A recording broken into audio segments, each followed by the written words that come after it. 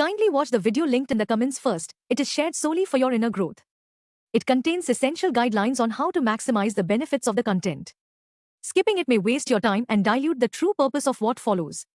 Please watch the videos in the recommended sequence only, as watching them out of order may lead to confusion. You know, I've been thinking about what you said about oneness in dreams. It's so true. Every bird, breeze, and coconut tree in my dream, it was all me. I was the hero, the villain, the entire set, and even every dialogue too. There was absolutely no separation, just one cosmic solo performance. Your reflection runs deep, Arav. This capacity to observe and question, it's your fuel. The more you use it, the faster you move. Thank you, but I still have a bone to pick with this oneness theory. In a dream, sure, I'm the creator, director, and popcorn guy. But in waking life, people don't obey my script. If everyone's me, why can't I make the traffic vanish with a snap? Ah, a beautiful doubt. Let's investigate. Tell me, in your dream, were you controlling how the birds flew or how I spoke? No. They had their own thing going on. Even you in my dream gave me lectures I didn't write. Everything was just spontaneous happenings. Wait, are you saying waking life might be the same kind of autopilot magic? Exactly. The dream and waking states differ only in degree, not in kind. Both are expressions of the same source, you. Every object in both your dreams and waking life appears to have a will of its own. Though, truth be told, free will is another grand illusion, but we'll get to that later. Hey! Free will is an illusion? What else are you hiding up your sleeves?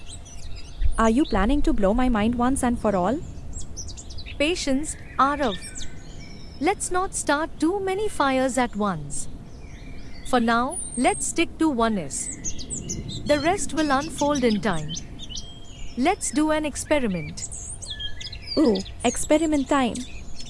Let's do this. I love experiments. But just don't ask me to sit in lotus pose for 8 hours, please. Alright, Arav. Start simple. Tell me what you see right now. I see you, a few wise-looking trees, one judgmental crow, and a blue sky. Now, what's the difference between the act of seeing and what is seen? Ooh, tricky. But if I look closely, the moment I see something, it's already there. It's like flipping a light switch, no gap, just, there it is.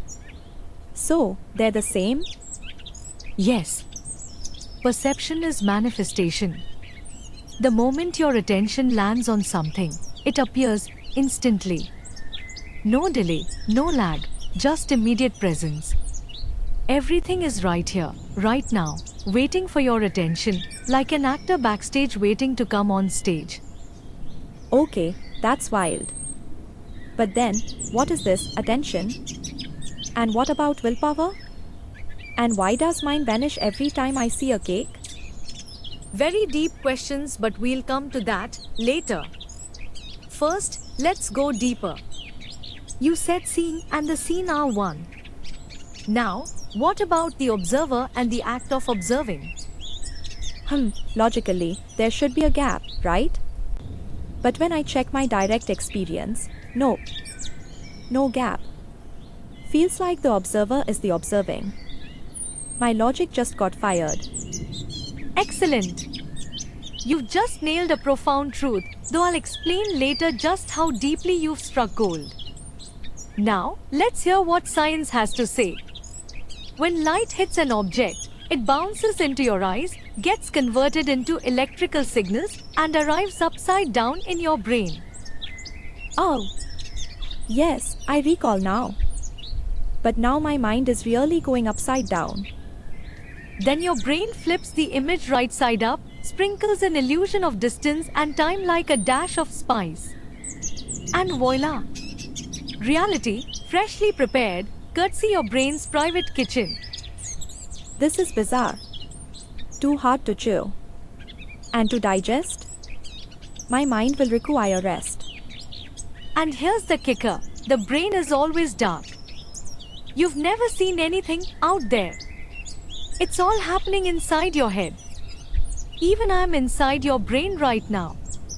Rent-free, I might add.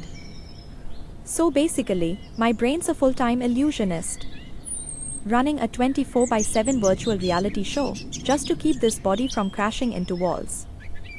That's brilliant and a little terrifying. No wonder they say, never go looking for trouble, it always shows up right on time.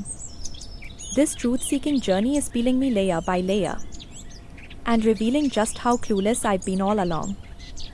The sense organs create this illusion of time, direction and distance only for one reason, survival. If you felt truly one with everything, you dissolve into cosmic soup. To play the game of life, you need a me and a them. Mind blown. Again. But I get it now. This illusion isn't a bug, it's a survival feature. Let's go further. You said seeing and seen are the same. And observing and observer are the same. Then logic says, observer and observed must also be the same. That is oneness. From birth till now, every experience you've had was oneness in disguise.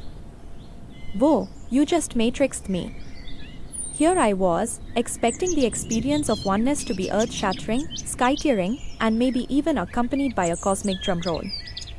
And you calmly reveal that every single experience I've ever had, past, present, future, was already oneness. No fireworks, no divine trumpet, just a quiet, it's always been this way. Sorry to crash your high-flying expectations. Even truth needs digestion.